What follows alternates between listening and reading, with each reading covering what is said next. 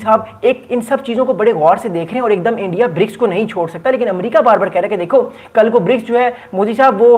D dollarisation कर देगा, मेरा तो खाता बिगड़ जाएगा, मैं तो फारिग हो जाऊंगा, तो इसलिए ब्रिक्स को तुमने खत्म करना है और ब्रिक्स से तुमने निकलना है। बट मोदी इस टाइम ब्रिक्स से नहीं निकल सकते क्योंकि ब्रिक्स ने इंडिया की इकोनॉमी को बहुत ज्यादा ग्रो किया है। बट दूसरी तरफ ब्राजील जो है वो खुल के अमेरिका के सामने आ रहा है। लैटिन अमेरिका हमें पता है कि कितने अरसे तक जो अमेरिका के साथ ताल्लुकात उनके रहे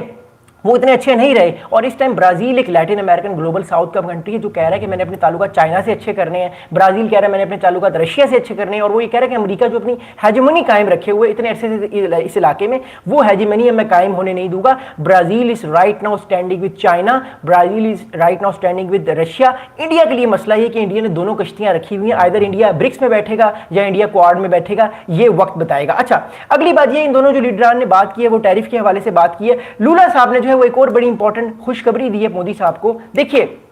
अगले साल जो है वो इंडिया में ब्रिक्स समिट है, 2026 में जो है वो ब्रिक्स समिट है इंडिया में। हो सकता है कि चाइनीज प्रेसिडेंट शी, रशिया के प्रेसिडेंट पुतिन भी आ सकते हैं और भी बहुत बड़े लीडरान आ सकते हैं ब्रिक्स समिट में। तो ये भी कहा जा रहा है कि जो लूला डी सिल्वा ब्राजील के प्रेसिडेंट है, साउथ अफ्रीका के जो प्रेसिडेंट है, वो सारे लोग इंडिया को विजिट करेंगे और आने वाले टाइम पे मामला और ज्यादा नेक्स्ट लेवल पे जा सकते हैं, खासतौर पर ब्राजील को जब हम लेकर चलते हैं। अगली बात क्या, अगला इंपॉर्टेंट इशू ये है कि ब्राजील बार बार बात करे ग्लोबल साउथ की, और मोदी साहब को वो कहना चाह रहा है कि वो पूरी तरह से इंडिया जो है वो ग्लोबल साउथ का हिस्सा बने और नॉर्थ का हिस्सा ना बने। इंडिया जो है वो क्वाड से किसी तरह निकले। ब्राजील की गवर्नमेंट भी चाह रही, क्योंकि सारा अलायंस जो है वो एक तरह से एंटी डॉलराइजेशन अलायंस है, हमें इस बात के बारे में पता है। अब बात जो हुई है वो कन्वर्सेशन हुई है, उसके मुताबिक जो रॉयटर्स है वो ये कह रहा है कि जो लूला दी सिल्वा उन्होंने ब्रिक्स कंट्री को यूनाइट करने की बात की है। उन्होंने ये बात की है कि ब्रिक्स के ममालिक एक दूसरे के साथ आपस में जो है वो यूनाइट हों, ताकि आने वाले वक्त में अमेरिका पे वो ज्यादा प्रेशर डाले। और अमेरिका इस तरह से जो टैरिफ वॉर कर रहा है, जो एकदम से दुनिया में उसने हलचल मचा दी है, दुनिया के ममालिक के स्टॉक्स गिर रहे हैं, खुद अमेरिकन इकोनॉमी के भी स्टॉक्स गिरे हैं पिछले दिनों, तो वो चीज जो है उसको खत्म किया जाए और अमेरिका के प्रेशर से हट कर ये ममालिक आपस में किसी और करेंसी में ट्रेड करें, जो कि आने वाले वक्त में बात बार बार की जा रही है। अगली क्या बात है, देखिए डोनाल्ड ट्रंप साहब के बारे में जो है लूला डी सिल्वा साहब ने जो है बात की है, वो ये की है कि ये लूला डी सिल्वा साहब की तरफ से स्टेटमेंट आया, वो ये है कि the leaders discuss the international economic scenario and imposing of the unilateral tariff, Brazil and India are to date the two countries more effective. Lula da Silva साहब के ऑफिस की तरफ से स्टेटमेंट आई है कि मोदी साहब ने और लूला डी सिल्वा साहब ने ये बात डिस्कस की है कि इस वक्त 50% टैरिफ इंडिया पे लगाया हुआ है अमेरिका ने, और 50% टैरिफ लगाया हुआ है ब्राजील पे अमेरिका में। अब इस टाइम ये दोनों ममालिक है जिन पे इंडिया ने 50% टैरिफ लगाया हुआ है। तो ब्राजील भी ये कह रहा है और इंडिया भी ये कह रहा है कि ये जो हम पे इस टाइम टैरिफ लगाए गए हैं ग्लोबल साउथ की बड़ी इकोनॉमी, इस पे नो डाउट ब्राजील भी G20 में है, इंडिया भी दुनिया की 4th लार्जेस्ट इकोनॉमी है। इन सब इकोनॉमीज पे अमेरिका जो टैरिफ लगा रहा है, आने वाले वक्त में अमेरिका के ताल्लुकात इनसे ठीक नहीं होंगे, और इस बात के कंसर्न्स का इजहार मोदी साहब ने भी इस कॉल में किया और ऑब्वियसली लूला डी सिल्वा साहब ने भी किया। अब लूला डी सिल्वा जो प्रेसिडेंट है ब्राजील के, ये बेसिकली जो है हर बात को खुलेआम कह देते हैं, ये किसी से डरते नहीं है। ये इवन ट्रंप साहब का नाम भी जो है ये खुलेआम ले लेते हैं, ये इतना डरते किसी से नहीं है। लेकिन जो मोदी साहब हैं उनके लिए मसला ये है कि मोदी इस टाइम अमेरिका के स्ट्रेटेजिक पार्टनर हैं, वो एकदम से अमेरिका के अगेंस्ट कोई बात कर नहीं सकते। अगर वो एकदम से अमेरिका के अगेंस्ट कोई बात कर देंगे तो अमेरिका के ताल्लुकात इंडिया से और खराब हो सकते हैं और मामलात में किसी नए किस्म का क्लैश भी हो सकता है। That's why I am saying कि these relationships are gonna be very very important in the upcoming days, और हम देखेंगे कि क्या होगा।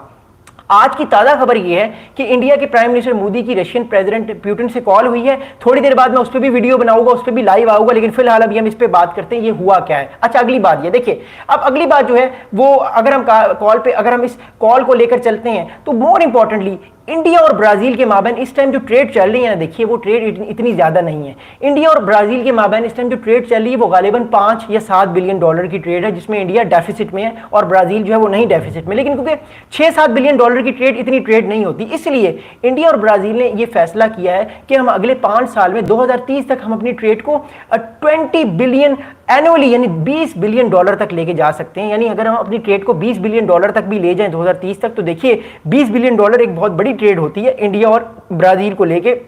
जिससे इन दोनों कंट्रीज को फाइनेंशियली और इकोनॉमिकली बहुत बेनिफिट होगा और हो सकता है। अब बात क्या नाजरीन, बात यह है कि इंडिया जो है वो चाह रहा है किसी तरीके से अमेरिका का जो इसके ऊपर इन्फ्लुएंस है उससे निकलने की कोशिश करे और अपनी स्ट्रेटेजिक इकोनॉमी को कायम रखे। मसला बार बार अमेरिका ये कह रहा है कि देखिए भैया 2015 में आपने हमसे वादा किया था कि आप चाइना को कंटेन करेंगे और आप मेरा साथ देंगे, अब आप स्ट्रेटेजिक इकोनॉमी वाली बात ना करें, अगर आप करेंगे तो मैं आप पे टैरिफ लगाऊंगा जिस तरह मैंने पहले लगाए हैं। ये अमेरिका बार बार इंडिया को कह रहा है और डोनाल्ड ट्रंप साहब बार बार इंडिया को ये बात कह रहे हैं। अब मसला क्या आ रहा है मैं आपको बताऊं, देखिए इस टाइम जो सबसे बड़ा जो इंपॉर्टेंट इशू है वो ये इंपॉर्टेंट इशू है कि इंडिया अब कोशिश कर रहा है किसी तरह से दोबारा ग्लोबल साउथ के कंट्रीज को अप्रोच करे। आप लोगों ने एक नया नया नया एक रूटीन, एक नया पैटर्न देखा होगा मोदी साहब की तरफ से। एक पैटर्न मोदी साहब का हमने ये देखा है पिछले कुछ दिनों में कि prime minister Modi global south के ममालिक को दोबारा से अप्रोच करने की कोशिश कर रहे हैं, लाइक ब्राजील हो गया, रशिया हो गया, चाइना हो गया। उसकी वजह यह है कि इंडिया अपने आप को खित्ते में आइसोलेट नहीं कर सकता। अगर इंडिया खित्ते में आइसोलेट हो गया तो इंडिया के लिए आने वाले प्रॉब्लम्स क्रिएट हो जाएंगे, क्योंकि प्राइम मिनिस्टर मोदी को एक बात समझ आ चुकी है